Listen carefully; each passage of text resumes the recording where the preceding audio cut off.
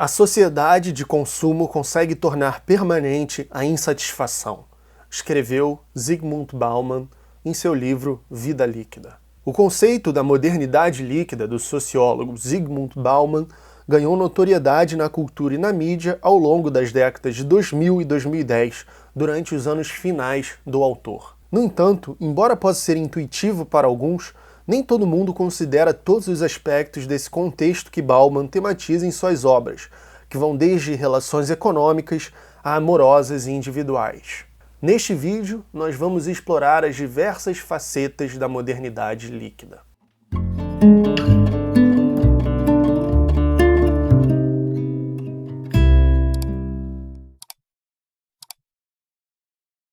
A sociedade que entra no século XXI não é menos moderna que a que entrou no século XX.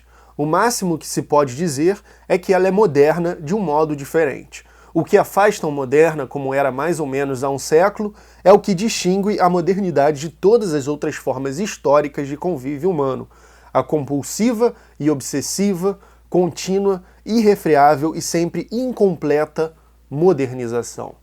Então, é muito importante ter em mente que para o Bauman a modernidade não acaba com essas mudanças do sólido para o líquido. Por isso ele rejeita o termo pós-modernidade, que é um termo comum a vários outros autores. Muitos autores acreditavam nisso devido à derrota do imperialismo, do fascismo e do totalitarismo em seu sentido clássico, com sua restrição à liberdade humana. Mas a queda destes regimes, no seu sentido tradicional, é claro, não significa que a modernidade terminou e outra coisa começou. Bauman contrastou a modernidade sólida com a modernidade líquida. Enquanto a primeira era caracterizada por estruturas e ordens sociais estáveis, a segunda é marcada pela fluidez, pela falta de formas fixas. Imagine um rio em constante movimento, sempre mudando seu curso. Isso é a modernidade líquida. Assim como rios moldam a paisagem, a modernidade líquida esculpe as relações, identidades e horizontes do nosso ser. Essa transição trouxe consigo uma série de mudanças sociais. Instituições que costumavam ser sólidas, como a família e o emprego vitalício, tornaram-se fluidas. Hoje em dia é muito difícil você conseguir emprego, até mesmo se você tem um diploma em uma universidade prestigiada, isso não é uma garantia de que você vai conseguir um bom emprego na sua área. As fronteiras entre o público e o privado se diluíram, criando uma nova dinâmica nas relações sociais. As relações pessoais, em vez de serem duradouras, tornaram-se mais passageiras.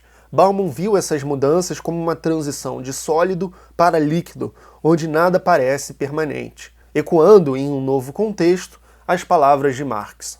Tudo que é sólido se desmancha no ar. Bauman atribui essa grande mudança na modernidade ao fenômeno da globalização e seu impacto na economia. O tempo conquistou o espaço, com os novos meios de transporte e comunicação, cumprindo o imperativo de Benjamin Franklin de que o tempo deveria ser encarado como uma ferramenta, ou melhor, de Henry Ford, de que o tempo deveria ser encarado como dinheiro. Por sinal, eu recomendo que você veja o meu vídeo sobre Heidegger e a globalização, pois há nas reflexões de Heidegger sobre as mudanças na sociedade e principalmente sobre a tecnologia, veja esses dois vídeos, pois há ali de alguma forma um prenúncio desse contexto quando Heidegger está escrevendo sobre esses fenômenos em meados do século XX. Bauman escreveu em Modernidade Líquida: duas características, no entanto, fazem nossa situação, nossa forma de modernidade nova e diferente.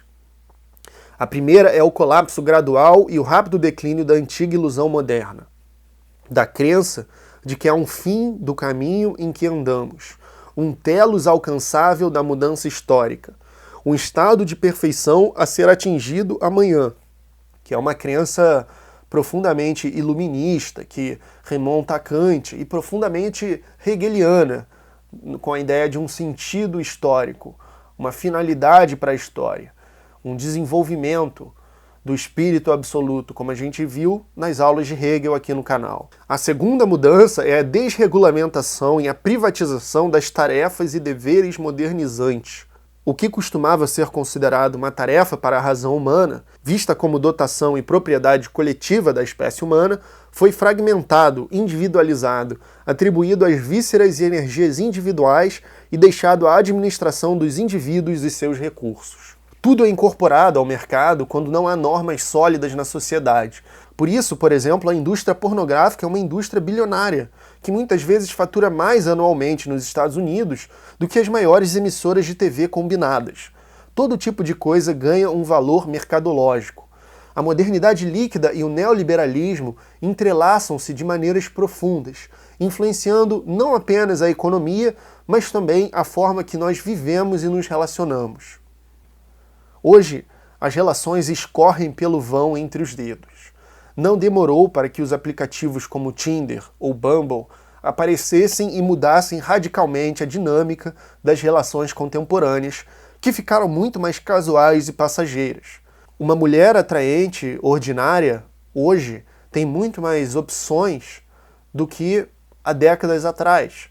Ao passo que um homem ordinário hoje tem muito mais competição, e até por isso muitos deles desistem de se relacionar, culpam as mulheres e justificam isso com ideologias, como Red Pill ou MGTOW. Isso também faz parte desse fenômeno mais amplo de mudança paradigmática na modernidade. Quero fazer um pequeno disclaimer. Eu não estou aqui condenando essa mudança na dinâmica dos relacionamentos. Eu acho que a monogamia, da forma que era normativa na nossa cultura, por exemplo, até o século XX, era algo que tinha muitos problemas também. E se você olhar para os dados científicos dos nossos ancestrais, isso é, voltando lá à pré-histórica, não é algo natural. É algo que é construído pela sociedade e que se desenvolveu, sobretudo, a partir da agricultura. Antes havia, nos caçadores-coletores, uma ética de colaboração, uma ética de divisão, de compartilhamento, até mesmo de parceiros sexuais e de relações mais casuais. Isso não significa, no entanto, que não havia compromisso. Falar sobre o amor líquido não é necessariamente criticar a poligamia e formas alternativas de relacionamento, tá? Que isso fique bem claro. Eu recomendo para vocês o livro Sex at Dawn, um livro muito bom sobre a sexualidade do ser humano, que foi um best-seller e é um dos mais cientificamente embasados nos dias de hoje. Você pode comprar Sex at Dawn pelo link na descrição. Se tiver uma edição traduzida para o português, eu vou colocar também, é porque eu li na original. E também, é claro, as obras de Bauman, como Modernidade Líquida, o seu clássico. Em um mundo onde as referências e estruturas tradicionais desaparecem rapidamente, construir uma identidade estável torna-se um desafio.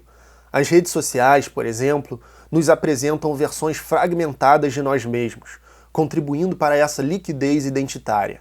Muitas pessoas jovens padecem do vício nas redes sociais, confundindo seu senso de identidade com os recortes quadrados de vídeos, imagens e textos editados para serem exibidos ao mundo. Todos sabemos que o que uma pessoa publica no Instagram, com os ângulos e filtros que ela escolhe, corresponde apenas a uma fração do que a pessoa gostaria que os outros pensassem que é a sua vida. Vou repetir essa frase. Corresponde apenas a uma fração do que ela gostaria que os outros pensassem que é a sua vida. Pessoas se viciam nas redes sociais assim como em drogas, e muitas delas acabam entrando com processos contra as Big Techs depois. E falando em Big Techs, a tecnologia também contribui para outra faceta da modernidade líquida, que é o individualismo. As interações digitais muitas vezes carecem da profundidade das relações face a face. A comunicação instantânea pode ser eficiente, mas nem sempre é significativa. As pessoas estão pensando em suas vidas como se fossem elas mesmas um negócio a ser otimizado. Ninguém quer perder tempo e ninguém quer fazer muito por algo que não seja em benefício próprio. Na modernidade líquida, o individualismo atinge seu ápice. As estruturas coletivas que antes moldavam nossas identidades e ações se dissipam.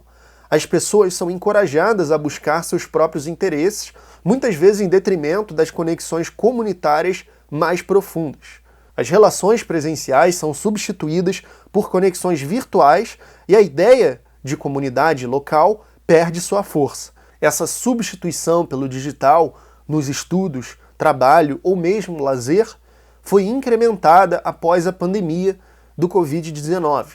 E falando em pandemia, eu recomendo o meu livro Contos Pandêmicos, se você quiser pensar a partir da ficção, filosoficamente, este fenômeno. Você também pode adquirir o livro aqui na descrição.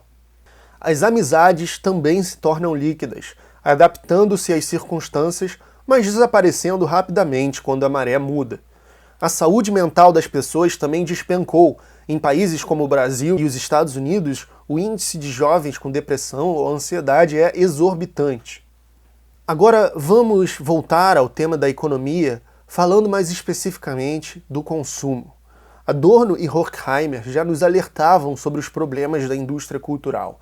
No cenário líquido, o consumo torna-se uma força motriz muito superior à arte e à genuína experiência estética.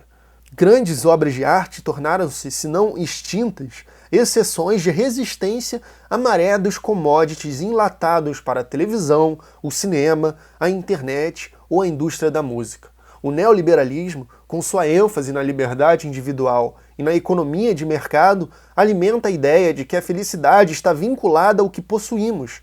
Bauman argumenta que essa mentalidade consome não apenas produtos, mas também molda nossas relações e identidades.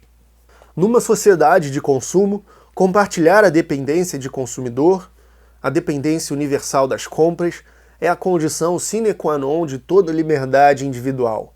Acima de tudo, da liberdade de ser diferente, de ter identidade.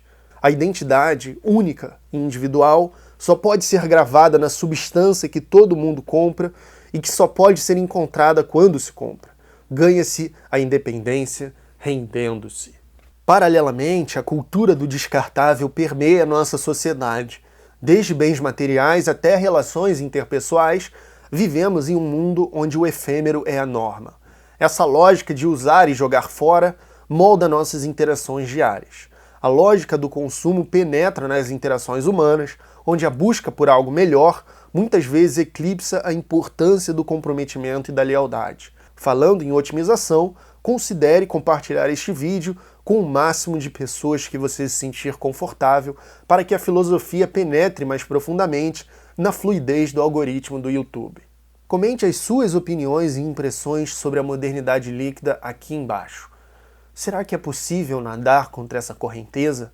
No próximo vídeo nós vamos estudar o pensamento de Slavoj Žižek, um pensador contemporâneo engajado na resistência contra a cultura neoliberal do consumo. Não perca! The character of society and individual life generally could be characterized by simply saying that uncertainty is the only certainty which we have. Otherwise, we don't really know how to plan in the long term, and if we do plan, we can be sure that we can see the plan through. That applies both to the individual level and to the social level. Economic crises are just one of the examples of this instability